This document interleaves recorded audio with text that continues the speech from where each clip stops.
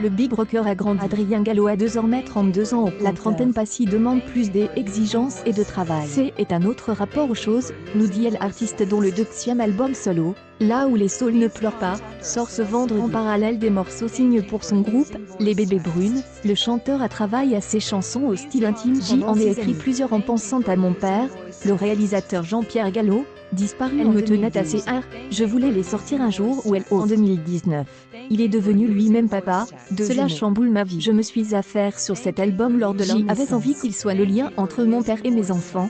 À travers ce disque, il le rencontre. La chanson Là où les saules ne pleurent pas opère ce pont généalogique. Elle s'ouvre sur les babillages des petits et, dans les paroles, Adrien Gallo s'adresse à son géniteur né en 1934, tu avais l'art et la manière de faire oublier le tracker, toute la guerre, tout ce qui dans le père qui lui avait fait découvrir Renchard et Jacques Prévert, et qui était lui-même pète à ses heures. J ai beaucoup lu les poèmes qu'il écrivait vers la fin de sa vie, confie le chanteur. J avait envie d'être à sa hauteur, je mettais la barre assez haut. Une autre influence paternelle se ressent sur l'album, celle de la chanson francaise qui accompagne l'écoute. Beaucoup des artistes comme Georges Brassens ou Barbara, ces piliers qui ont encore une moderne. Je les ai beaucoup écoutés sur certains titres. On pense aussi à Anne Sylvestre ou William Schaller.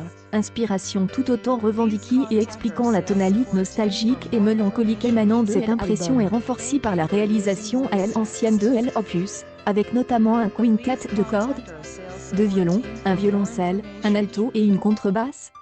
En studio, cela est une chance de pouvoir le faire, car ça coûte plus cher que de simples programmations sur ordinateur, souligne l'artiste. J écrit les parties de piano, puis de cordes et je me suis lancé dans l'écriture des arrangements à tête. Cela crie des aspérités et quelque chose. La douceur impose des amblis à l'auditoire, elle enveloppe et le caresse de titre en titre, dont les triboules les jolies choses et les clochettes de mai, interprète en duo avec Vanessa Paradis. Dans la frénésie et le chaos de cette rentrée, c'est un album qui fait du bien.